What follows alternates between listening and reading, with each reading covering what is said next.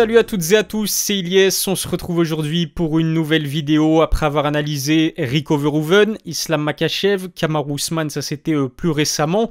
Elle se place cette fois-ci à Max Holloway, le Hawaïen qui revient tout juste d'ailleurs d'une victoire sur décision face à Yair Rodriguez. Et pour disséquer le physique de Max Holloway, on retrouve comme d'habitude Clément Marcoux qui est préparateur physique et le fondateur du FMC Performance Center. Comment tu vas, Clément? Super, et toi, Elias, comment vas-tu? Je vais super bien et j'ai vraiment hâte de te poser mes questions concernant cette anomalie qu'on nomme Max Holloway. Première question, comme d'habitude, qu'est-ce que tu penses du physique de Max Holloway, Blessed Holloway, en sachant que, pour être honnête, c'est peut-être celui dont l'apparence est la moins impressionnante parmi tous les athlètes dont on a déjà parlé. Ben, Max Holloway, pour le définir de la façon la plus simple, c'est un marathonien du MMA. Et il a le physique qui va avec. C'est-à-dire, quand on le voit, s'il vous dit qu'il est marathonien, mais vous allez le croire.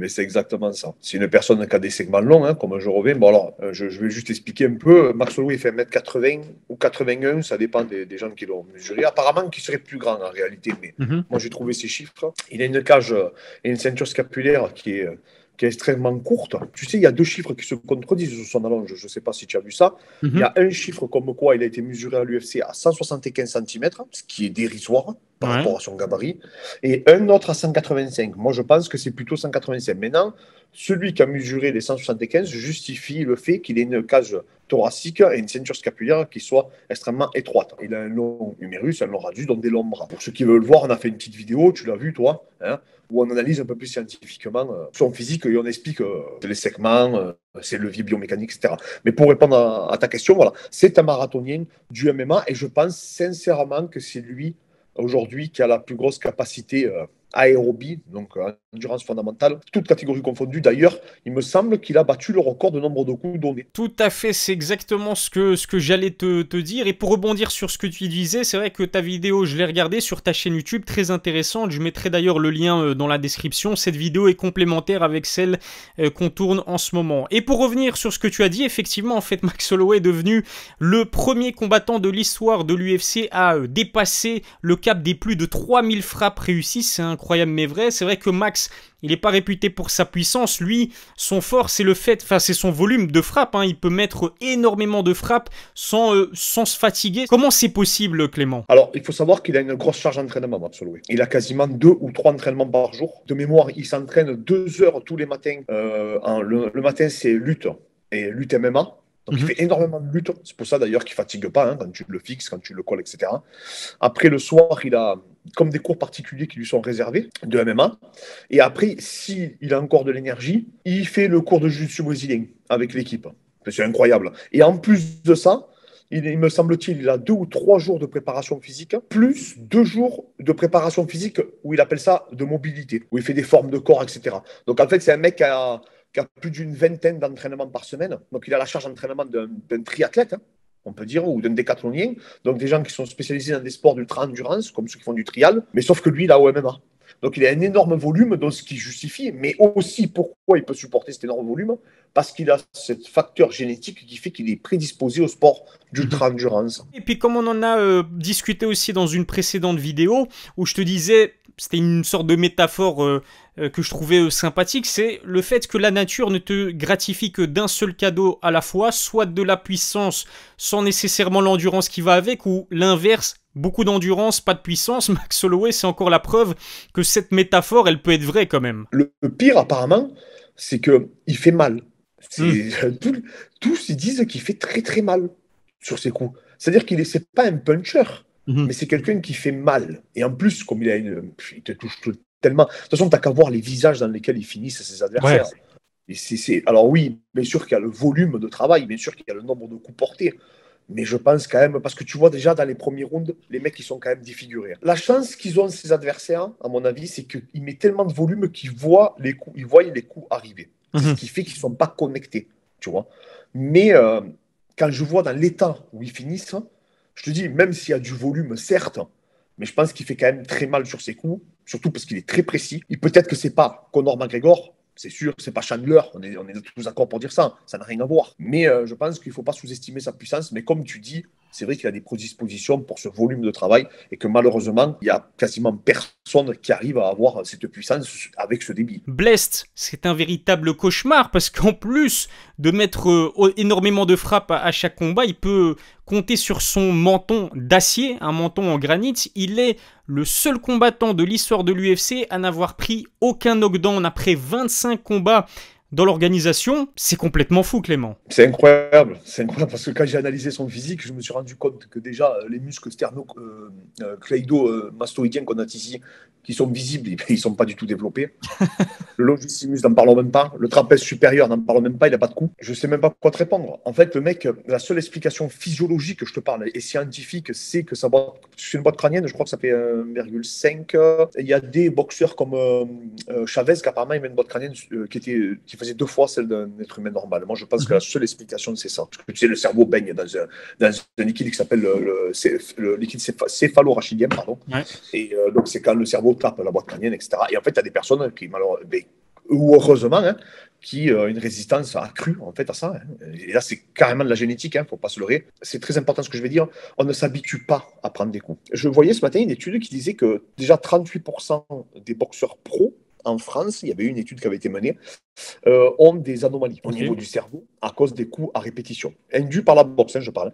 Des boxeurs professionnels en plus de ça. Même si tu fais des IRM, etc., tu ne peux pas avoir, si tu vas avoir des pathologies à court, moyen et long terme. C'est extrêmement délicat à voir. Et en fait, Max Holloway, je ne sais pas si tu es au courant, mais il ne fait quasiment plus de sparring. Lui, il dit la show, etc., c'est des personnes qui ne font plus de sparring. Dur, je parlais, il faut du sparring pour s'amuser, des gestions de distance, des thèmes, beaucoup de thèmes. Mais en fait, Max Holloway, il a compris très tôt, comme il prenait énormément de coups, il a compris qu'il fallait qu'il préserve son cerveau parce qu'en combat, tu as bien compris qu'il ne le préservait pas du tout. Et surtout, il s'est rendu compte, il le dit ça aussi dans un podcast, qu'il connectait jamais. C'est-à-dire quand il prenait des coups à la salle, il s'était rendu compte que jamais il était connecté, jamais il était ébranlé en réalité. Donc en fait, il s'est dit, attends, je peux foncer sur mes adversaires. Parce que je ne connecte jamais. Tu sais, quand j'étais à l'INSEP, j'avais fait un mémoire, j'avais fait un jeu comme Street Fighter avec les barres de vie, tu sais, en gros. Selon moi, il n'y avait pas d'études dans ce sens-là, selon moi, on avait une barre de vie pour toute notre vie. Et en fait, si tu l'as mangé, cette barre de vie, arrivé au moment où tu tombais KO. Et c'est pour ça que tu as des combattants qui ont encaissé, comme Dan Anderson, dans toute leur carrière, et arrivé à un certain niveau, à force sur le pan des chocs, le moindre petit coup les faisait écrouler. Et ça, on le voit, c'est arrivé fréquemment chez les grands combattants, comme Vanderlei, comme beaucoup d'autres. Chuck Liddell, Tito Ortiz. Voilà, exactement. Et maintenant, on voit qu'ils ont une certaine fragilité. Et je pense que c'est très pertinent de sa part à Max Holloway de ne plus prendre de coups en entraînement. J'ai remarqué en fait que les Hawaïens, les Polynésiens en général et les personnes qui vivent et qui ont grandi dans cette région-là, qui sont nés en Polynésie, ils sont plus forts et plus résistants que la moyenne. Donc on peut citer énormément d'exemples, Mark Hunt, BJ Penn, Ray Shefo, avant qu'ils ne prennent de l'âge bien évidemment, Max Holloway aussi. Est-ce que sa solidité, est-ce que sa résistance, elle n'est pas due aussi à un facteur génétique qui est incroyable chez les habitants de ces régions? Je pense que oui, parce que, alors, j'ai rien trouvé. Sincèrement, j'ai fait des recherches sur le sujet. Apparemment, ça serait un peu l'héritage maori, que ça serait les tribus qui ont été les plus pérennes, tu vois, que ça aurait une incidence, tu vois, sur le contexte. Mais ça, c'est sûr que le contexte a une incidence, ça, c'est clair et net. Les mecs, c'est tous des forces de la nature. Au bout d'un moment, tous les plus gros punchers du Kawan, c'était quasiment que des mecs de Nouvelle-Zélande. Alors qu'il y avait 3 clubs, je crois, de boxe. Mais tu vois, c'était incroyable. Non, je pense que oui, il y a un facteur génétique, c'est indéniable. On peut pas, arriver un moment, même si on n'a pas de preuves, même si on n'a pas établi d'études scientifiques, tu ne peux pas le nier. C'est un fait. C'est des mecs, c'est des extraterrestres. Attends, tu te rends compte quand même que dans une petite île comme Hawaï, tu sors BJ Penn et Max Holloway. Plusieurs personnes ont relevé ça, sûrement toi aussi, mais Max, à son dernier combat contre Yair Rodriguez, il s'est mangé énormément de kicks aux jambes. Pourtant, à la fin du combat, il boitait pas du tout. J'ai même vu une scène où il est parti quasiment en courant rejoindre Yair Rodriguez qui se trouvait dans une ambulance pour le féliciter après le combat. Donc il marchait le plus normalement possible. Est-ce que c'est normal ça, de se prendre autant de kicks et d'avoir aucune séquelle au niveau des jambes? C'est une anomalie. Je comprends même pas. C'est-à-dire que là, tout à l'heure, je recherchais parce que par curiosité, je dis comment c'est possible. Et je vais te montrer une photo et en fait, je vais t'expliquer parce que ce sera plus parlant. Donc, en fait, tu as le long péroné latéral. Après, tu as le jambier antérieur, il était carrément compressé. Donc, je ne sais pas si on voit là. Hop, c'est des on voit bien. Ici. Et les nerfs, pareil. Donc, il avait le nerf saphène et Et aussi les extenseurs communs des orteils qui étaient complètement compressés. Normalement, tu ne peux plus bouger la jambe. Lui, il marche, il court, il parle, il rigole. On n'est pas tous égaux face à la, tu sais, face à, comment ça s'appelle, face à la douleur. Au premier round, je te dis en toute honnêteté, je me suis dit ça va être très compliqué. Il ne pourra plus marcher au deuxième round. Bah, écoute, il a plus de problèmes hier que Max Holloway, alors que c'est l'autre qui le tapait. Incroyable. Tu vois ce que je veux te dire? Ouais, c'est impressionnant et parfois on peut expliquer ça par de l'adrénaline. Donc par exemple un Conor McGregor qui s'est mangé énormément de calf kick face à Dustin Poirier au rematch, ben pour l'interview d'après combat, donc 1 minute, 2 minutes après le combat, il tenait toujours debout. Dès qu'il est sorti de l'octogone, bah il était obligé de prendre des comment on appelle ça, des béquilles pour pouvoir marcher. Mais Max Holloway, non, c'est pas l'adrénaline, il a vraiment encore 2 jambes fonctionnelles, même après le combat. Ah oui, non, mais de toute façon, les neurotransmetteurs, on le sait, hein, que ça a une incidence significative, que ce soit la dopamine, la noradrénaline, le précurseur de l'adrénaline, etc. On sait que ça a une incidence. D'ailleurs, c'est pour ça que tu tombes pas quand tu prends des coups, des fois. C'est pas parce que tu n'es pas KO, c'est pas parce que tu n'as pas une commotion, c'est parce que tu as un instinct de survie. Donc ton but à toi, c'est de survivre, tout simplement. Conor, on voit que son état d'esprit a une incidence significative aussi. Quand il se fait casser, quand sa jambe se casse, Anderson Silva est plié, il ne peut plus parler, il est à 2 doigts de s'évanouir.